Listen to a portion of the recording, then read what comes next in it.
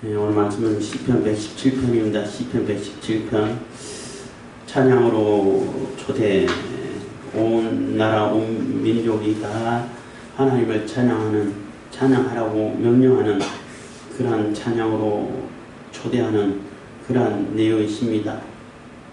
117편 성경에서 가장 짧은 장이라고 말하죠. 시편에서뿐만 아니라 성경에서 가장 짧은 장 1절 2절로만 구성되어 있는데 이 시도 마찬가지로 제1할례시에 속하는데 제목도 없고 저자도 없고 어떤 배경에서 썼는지도 기록 안 됐기 때문에 누가 썼는지 정확하게 추적하기는 어렵습니다. 그리고 1절 2절밖에 안 됐기 때문에 내용을 보고도 어느 정도 이렇게 이때가 아닐까 이렇게 생각할 수 있는 근거도 너무나 적고, 그렇지만 너희 나라들아, 모든 나라들, 모든 민족들, 그래서 모든 온 우주, 온 세계의 모든 나라들, 모든 민족이 다 하나님을 찬양하고 하나님의 구원 백성의 구원의 대상이 되는 그러한 개념은 포로기 이후에 좀 더 확실해지고 좀 더 이제 구체화되지 않았나 이런 생각을 하게 돼서 이 시도 포로기 이후에 지어진 시가 아닐까 이렇게 추측을 합니다. 시가 1절은 제사장들이 다 찬양하라 이렇게 명령하면은 또 답, 2절은 또 그 찬양하는 이유를 이렇게 설명하면서 답하는 듯한 그런 내용입니다. 우리에게 향하신 여호와의 인자하심이 크고 진실함이 영원하미로다 해서 여호와 하나님의 인자하심과 진실하심이 크시고 영원하시기 때문에 찬양할 수밖에 없고 당연히 찬양해야 된다는 거죠. 그래서 우리 사는 인간들이 우리가 하나님의 인자하심을 힘입어서 은혜를 따라서 우리가 살게 되는 것이고, 또 하나님의 그 약속하시고 하나님의 계획하심을 이루어 가시는 그 성실함이 영원하니까 변함이 없었으니까 우리가 하나님을 찬양할 수밖에 없다는 거예요. 그래서 하나님이 전능하시고 절대자이시고 하시지만은 인자하시지 않으시고 성실하지 않으시면은 우리가 어디 가서 기댈 데도 없고 희망 자체가 없는 거죠. 그러면은. 근데 그분이 전능하시고 절대자이시고 모든 것을 할 수 있는 전지전능하신 그러한 분이시기 때문에, 또 어디든 다 계시는 무소부재 하나님, 편재하신 하나님이시기 때문에 우리가 하나님을 찬양하고 하나님의 은혜를 입고 살고 또 하나님의 그 인자하심에 기대서 그게 기대를 해가지고 소망을 가지게 되고 영원한 삶을 살게 되고 하는 그러한 그 소망이 생기는 거예요. 근데 하나님께서 이 땅을 지으실 때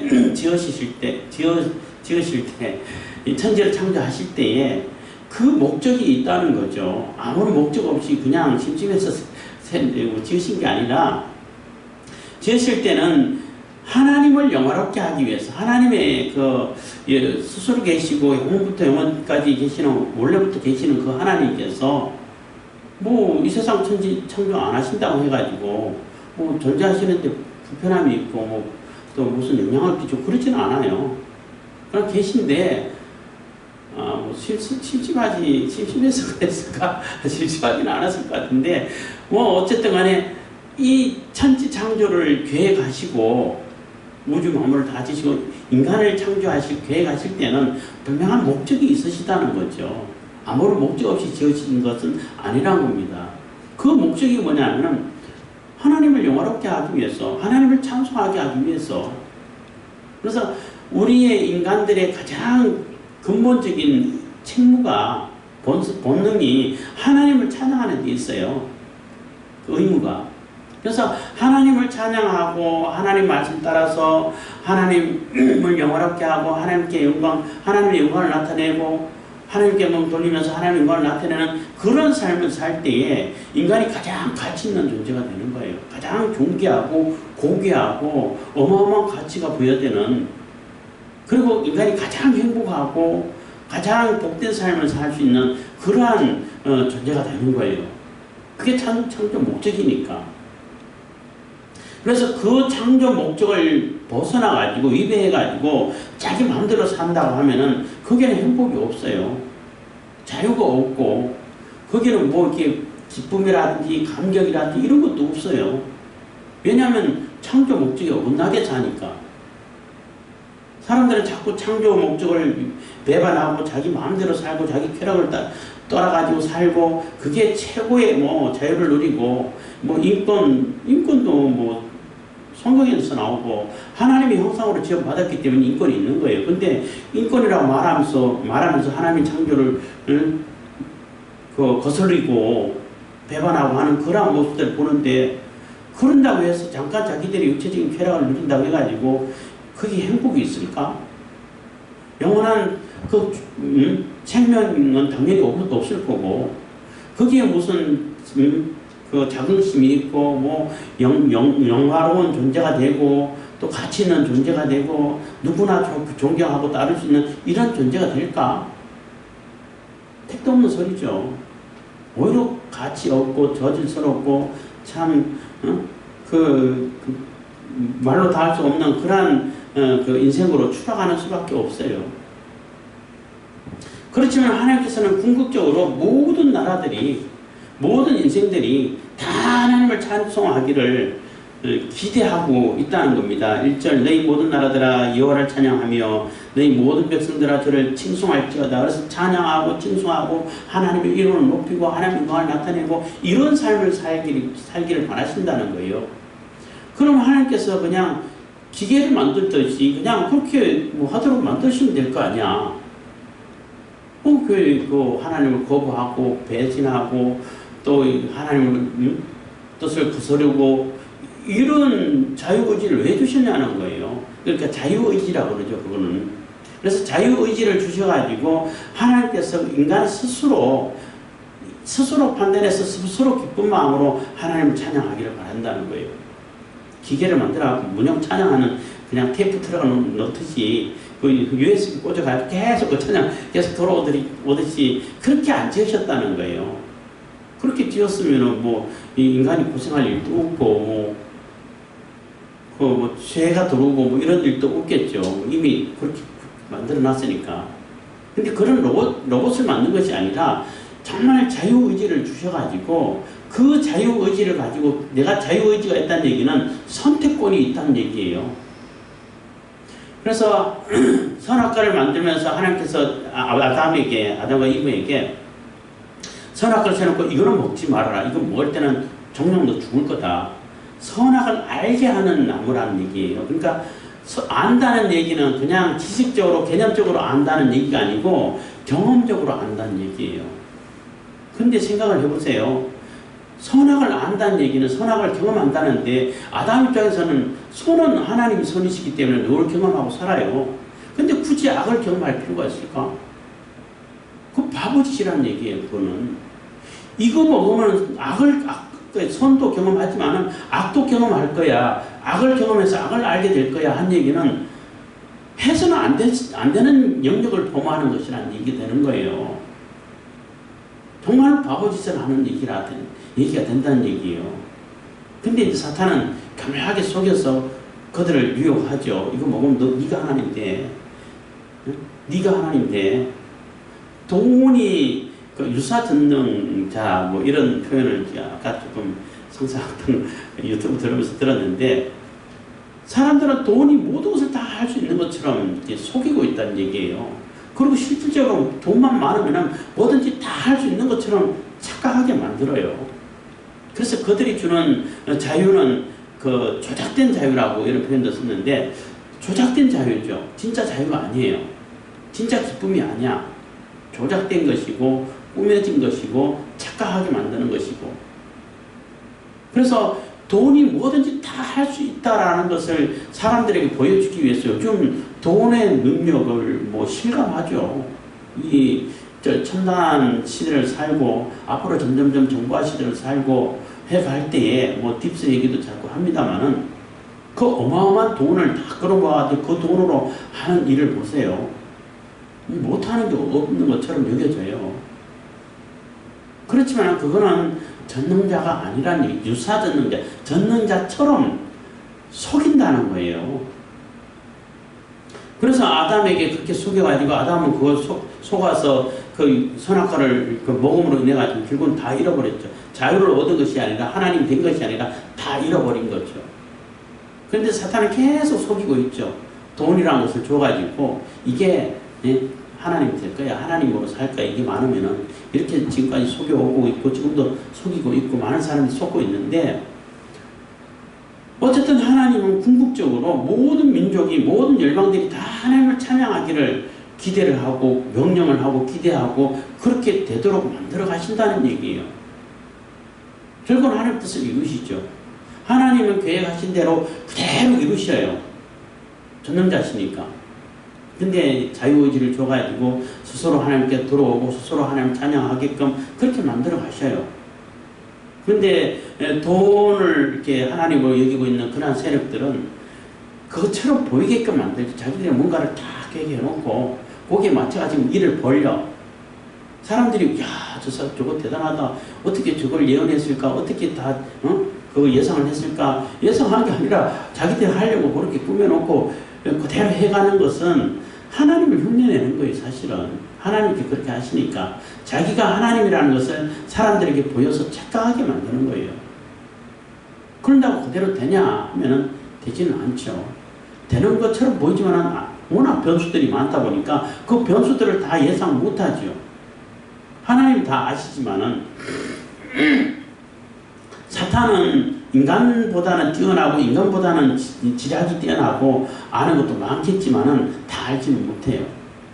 사탄의 사주를 받고 한다 하더라도 당연히 사탄의 사주를 받겠죠. 그렇지만 점점점 그 정보가 많이 쌓이고 그 자료가 많이 쌓이고 그 데이터가 많이 쌓이다 보니까 이게 성공시켜가는, 성공에 거의 가깝게 시켜가는 그 확률은 점점 높아가고 있어요. 그렇지만 다 되진 않아요.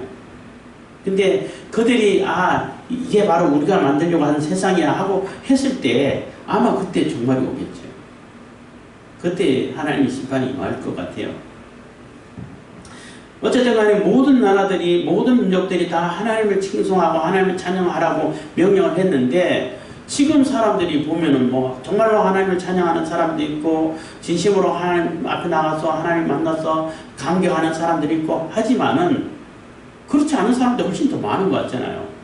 그 사람들은 하나님 찬양 안 하는데 결국 하나님 뜻을 못 이루는 것이 아닐까 이렇게 생각하는데 그렇지는 않습니다. 그러니까 제가 이런 얘기 나올 때마다 종종 얘기합니다만은 두 가지로 찬양하게 될 거예요. 결국 모든 나라, 모든 민족들이, 모든 존재가 다 하나님을 찬양할 수밖에 없게 돼 있어요. 그게 무슨 얘기냐면 예수님을 영접하고 하나님을 인정하고 하나님의 그 영원한 그 은혜 속에서, 영원한 생명 속에서 사는 그러한 자들은 말 그대로 감격 속에서 또 기쁨과 즐거움으로 또 환희 가운데 정말로 하나님의 영광을 드러내면서 이렇게 찬양할 것이고, 그게 구원 백성이고 하나님 백성이고, 그리고 하나님을 거부하고 하나님 없다고 거짓말하고 자기가 하나님이라고 속이고 했던 그런 사탄과 그 추종자들, 그게 결국은 들어가가지고 영원한 형벌을 받아야 하는, 지옥의 형벌을 받아야 하는 그런 존재도 결국은 지옥에 가서 찬양하게 돼 있어요. 여호와께서 하나님 맞구나. 그분이 진짜 하나님이셨구나. 왜 그분을 따라서 살지 못했지? 이러면서 고통 가운데 찬양하게 된다는 얘기예요. 그것도 여러분 보면서 찬양이거든요. 지금은 아직 심판이 다 이루어지지 않았기 때문에 하나님 찬양 안 한다 하고 지 맘대로 산다 그러고 자기가 하나님이다 그러고 자기 힘대로 자기 쾌락을 따라 이렇게 사는 사람이 있겠지만은, 그래서 나 하나님 찬양 안 해도 내 잘 살고 있잖아 이렇게 우기고 시대고 한 존재들이 있을 수 있겠지만은, 결국은 예수님 재림에서 다 심판받았을 때는, 그때는 더 이상 꼼짝할 수가 없는 거예요. 지 혼자 마음대로 살 수 있는 존재들이 없어요. 하나님을 찬양할 수밖에 없게 돼 있어요. 저분이 하나님 맞구나. 저분이 예수님 심판주로 다시 재림하시는구나. 재림 지금까지 한 번도 없었기 때문에 없는 줄 알았는데 당연히 재림 지금까지 없지 않으셨으니까 한 번도 없죠. 그래서 휴거 같은 거 없다 이렇게 얘기하는데 당연히 휴거 지금까지 없었죠. 한 번밖에 없어요. 예수님 한 번밖에 다시 오시는 일이 없기 때문에. 그래서 재림하신 예수님이 어떻게 오실까? 뭐 우리나라에는 지금이 제가 얘기할 때마다 40명이라고 주석이 이걸 때 해도 그 주석이 쓰여질 때만큼 해도 40명이라 했는데 지금 10명 더 늘었나 봐요. 선사한 유튜브를 잠깐 보다 보니까 오늘 우연히 보게 됐는데 지금 그래서 구독도 눌러놓고 좀 제목이 괜찮은 것을 더 봐야겠다 싶어서 눌러놨는데 그게 그러더라고 50명이라고 지금 10명 늘었나 봐요. 근데 그 많은 재림 예수가 50명, 우리나라 한국에만 해도 50명이나 되고 전 세계적으로 200명, 300명이 된다고 하는데 그 많은 재림 예수가 왔다고 하는데 왜 휴거가 안 일어나냐? 응? 왜 어차피 세상은 안 바뀐다고 얘기를 하는데 당연히 가짜니까 안 되죠. 안 일어나죠. 당연히 가짜죠. 왜 가짜냐면은 예수님이 재림하실 때는 초림 때하고는 달라요. 모든 존재가 알아볼 수 있도록 번개가 동쪽에서 서쪽에서 단짝 칠 때는 다 볼 수 있는, 동시에 다 볼 수 있는, 동시에 다 알아볼 수 있는 이런 모습으로 오시지 누구는 알고 누구는 모르고 그렇지 않아요. 그래서 골방에 있다, 저 강야에 있다 할 때 가지 마라, 그 가짜다. 왜냐면 그렇게 안 오신다는 얘기예요. 재림하시는 예수님은 그 심판하러 오시는 하나님이시기 때문에 심판주로 오신단 말이에요. 그래서 구원받은 자는 생명으로 또 그렇지 않은 자들은 심판으로 이렇게 심판의 메시아로 오시기 때문에 그냥 몰래 오시질 않아요. 하나님의 영광을 그대로 갖고 오신다고. 그 어마어마한 영광을 누가 감히 감당할 수 있어요? 누가 그 앞에 감히 설 수 있어요? 그렇기 때문에 아무도 감당할 수 없는 그 엄청난 영광을 그리고 혼자 오시는 게 아니라 어마어마한 천군 천사들을 대동해가지고 많은 찬양하는 천사, 나팔 부는 천사 다 대동해가지고 그렇게 오시는데 그 앞에 누가 감히 당당하게 설 수 있는 존재가 누가 있겠어요? 한 천사만 해도 아수르 군대 18만 5천을 하루아침에 하루새벽에 하룻밤에 다 몰살시킬 수 있는 그런 엄청난 능력을 가지고 있는 그 천사인데 그 천군 12영이나 더 되는 그 천군 천사들이 있는데 그 12영이라는 얘기는 12군을 얘기하는 거예요. 군단을 얘기하는 거예요. 뭐 군단인지 군인지 하여튼 그 군사 이렇게 단위를 얘기하는 거예요. 한 천사만 있어도 그 엄청난 능력을 나타내는데 그 12군단이든지 군단하고 군하고 또 규모가 훨씬 달라요. 우리나라 군체제에서는. 그런 어마어마한 세력을 가지고 수를 가지고 있는 그 천사를 대동해 올 때에 그 앞에 설 수 있는 존재가 누가 있어요? 아무도 없어요. 아무리 사탄이 잠깐 누였다 할지라도 그 앞에서 벌벌벌 떨 수밖에 없어요. 그렇게 오시는데 그 앞에서 당신은 하나님이 아니야 이렇게 선언하고 당당히 설 수 있는 존재가 있어요? 없어요. 제발 나 좀 그냥 여기서 그냥 소멸됐으면 좋겠다. 차라리 산이 무너져가지고 나를 덮어버렸으면 좋겠다. 이런 공포 두려움에 빠지는 거예요. 그러면서도 그 입에서 저분이 메시아 맞네. 재림하신 예수님, 우리를 심판하는 주님이 왔구나 하고 고백할 수밖에 없게 되는 겁니다. 그것도 넓은 범위에서 찬양이죠. 그래서 모든 나라가 모든 민족이 다 찬양할 수밖에 없는데 어차피 찬양할 거면은 하나님께서 창조하신 그 목적대로 기쁨을 가지고 감격을 가지고 또 이렇게 자긍심을 가지고 또 뭐 이렇게 영화로운 그러한 존귀한 존재의 가치를 가지고 그렇게 찬양하는 것이 낫지. 안 그래요? 그런 게 낫지. 하나님의 은혜를 입어서 늘 영원한 삶 속에서 영원한 생명 속에서 하나님과 동행하면서 하나님과 함께 임마누엘 하나님을 이루면서 그렇게 찬양하는 것이 낫죠. 어차피 찬양할 건데 왜 지옥불에서 고통 가운데서 후회하면서 원망하면서 그렇게 찬양하려고 그래요. 그러니까 지금 하나님을 찬양할 수 있을 때 아직 심판이 이루어지지 않았지만은 지금 있을 때 그때 찬양하는 것이 지혜고 그게 우리 가장 행복한 길이고 가장 가치 있는 길이 되는 겁니다. 그래서 너희 모든 나라들아 여호와를 찬양하며 너희 모든 백성들아 저를 칭송할지어다. 그래서 결국은 다 칭송할 수밖에 없고 찬양할 수밖에 없다는 것입니다. 그리고 그렇게 하라는 거예요. 의무란 얘기예요. 명령이란 얘기예요. 이거는 우리에게 향하신 여호와의 인자하심이 크고 진실함이 영원함이로다. 할렐루야. 그래서 그 하나님이 그 어마어마한 권위를 가지시고 위엄을 가지시고 능력을 가지신 그 하나님이 우리에게 향하신 그 인자하심이 얼마나 크고 넓으시냐는 거예요. 그 우리에게 한없이 인자를 베풀어 주시지 않느냐는 거예요. 하나님의 인자하심이 없다면 우리가 존재 자체를 못하고 있는데 그 은혜를 입고 살고 그 인자하심을 힘입어 사는데 그리고 그 진실하심은 변함이 없고 영원하신데 왜 그 하나님을 찬양 안 하냐는 거예요. 그렇게 은혜를 입고 살고 힘을 입어 살았으면 당연히 하나님을 찬양하는 것이 마땅한 거죠. 그래서 하나님을 찬양하라는 겁니다. 그래서 우리가 하나님을 찬양하는 것이 우리에게 주어진 본분이고 당연히 해야 할 일이고 그 당연히 해야 할 의무인데도 불구하고 그 하나님을 찬양하는 자들에게 하나님께서 무한하신 은혜를 베풀어 주시고 복을 베풀어 주시고 인자를 베풀어 주시고 하나님의 기쁨을 넣어주시고 그 감격을 넣어주시고 이렇게 해서 찬양하게 만드신다는 거예요. 근데 그 좋은 걸 왜 안 하냐는 거예요. 그래서 자기 욕심을 따라가지고 자기의 어떤 뭐 쾌락을 찾기 위해서 잠깐 있는 육신의 쾌락을 따르기 위해 가지고 그것을 위해 가지고 다 이 엄청난 귀한 것을 다 버린다는 것은 그만큼 어리석은 것은 없죠. 바보짓이라는 얘기죠. 아담이 선악과를 먹음으로 인해 가지고 엄청난 고통 속에서 모든 것을 잃어버리는 그러한 것을 우리가 역사를 통해서 성경을 통해서 봤잖아요. 아, 저렇게 하면 안 되는구나 라는 그런 학습 능력이 있어야 되는 거거든. 그래서 선악과는 먹으면 안 되는 거구나. 굳이 내가 악을 경험해갖고 알 필요는 없는 거구나. 이걸 기억하고 그것을 깨닫고 알아야 되는 거죠. 근데 그때는 그때고 지금 나도 한번 해볼 거야.